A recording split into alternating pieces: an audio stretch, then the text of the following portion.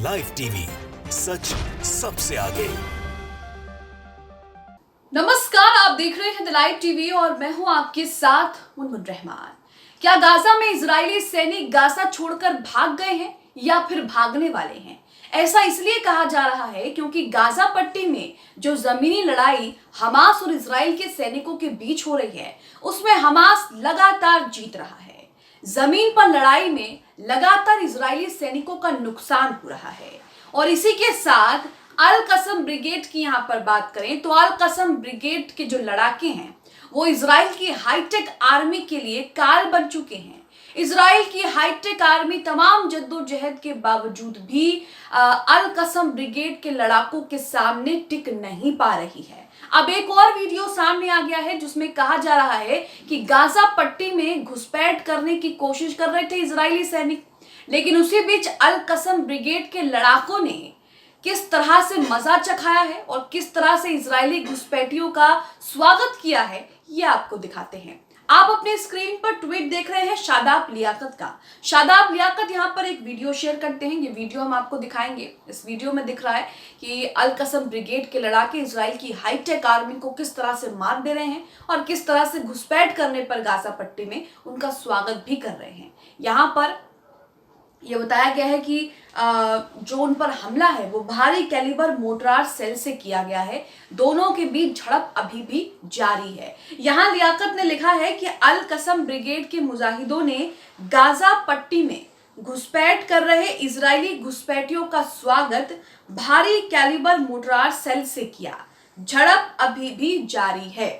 Video का पहला हिस्सा आप अपनी स्क्रीन पर देखिए। इस वीडियो में आपको दिखेगा, इस वीडियो के पहले हिस्से में आपको दिखेगा कि किस तरह से उनका जो है वो स्वागत किया जा रहा है। अल कसम ब्रिगेड के लड़ाके और इजरायली सैनिकों के बीच झड़प चल रही है और झड़प का ये कुछ सेकंड का वीडियो है। उसके बाद आपको दिखाएंगे कि किस तरह से भारी कैलिबर मोर्टार से हमला किया जा रहा है। देखिए वीडियो।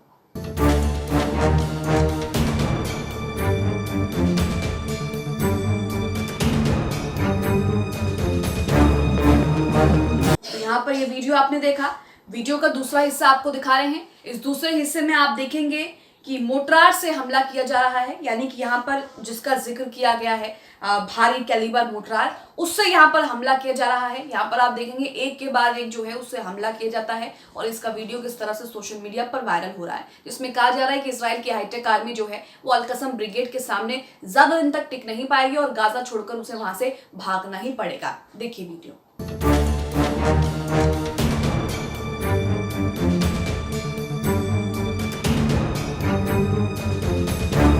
वीडियो का आखिरी हिस्सा देखिए।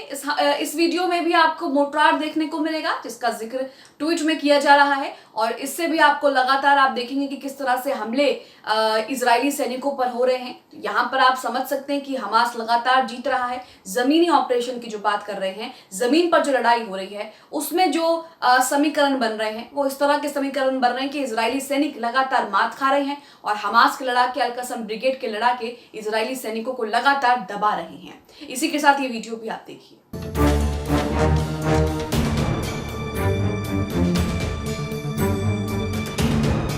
ये वीडियो भी यहाँ पर आपने देखा। इसी के साथ निजाम का भी ट्वीट देखिए। निजाम ने भी यहाँ पर एक वीडियो शेयर किया है, वही वीडियो शेयर किया है जो वीडियो आपने यहाँ पर अभी देखा। इन्होंने यहाँ पर लिखा है अल्लाहू अकबर। गाजा की आर्मी ने गाजा पट्टी में घुसने वाले आतंकवादियों की गाड़ियों को भारी भरकम ताकत रखने वाले मोर्टार गोलों से निशाना बनाया। जैसा कि आपने वीडियो में देखा कि किस तरह से मोर्टार में गोले डाले जा रहे हैं और उसके बाद वहां से हमला किया जा रहा है। आगे इन्होंने लिखा है कि अल्लाह पाक मुजाहिदीन को साबित कदम रखना और इन्हें कुफारों पर गलब अता फरमाना और गाजा को कुफार की कब्र बना देना। यहाँ पर आप देख रहे हैं कि किस तरह से गाजा पट्टी में जो जमीनी लड़ाई हो रही है उसमें इजरायली सैनिक लगातार मात खा रहे हैं। खबर ये भी आ रही है इजरायली मीडिया और फिलिस्तीनी मीडिया के हवाले से कि इजरायली मीडिया ने एक ही दिन में अपने 20 टैंक खो दिए हैं। इजरायली अधिकारी ये बात मानने पर मजबूर हो गए हैं कि हमास के सामने वो टिक नहीं पाएंगे। उनके फौजियों की ताकत हमास के लड़ाकों के सामने फीकी पड़ रही है और वो दम तोड़ रहे हैं। तो यहाँ आप देख रहे हैं कि जमीन पर जो लड़ाई हो रही है, हालांकि गाजा में लगातार इजराइल जो है वो बमबारी कर रहा है, गाजा में लगातार लोगों को निशाना बना रहा है, लगातार जो है गाजा पर एयर स्ट्राइक की जा रही है, हमले किए जा रहे हैं। लेकिन दूसरी तरफ गाजा में जमीन पर जो इजरायली सैनिकों ने शहर में घुसपैठ करने की कोशिश की है और जिन्होंने कर ली है,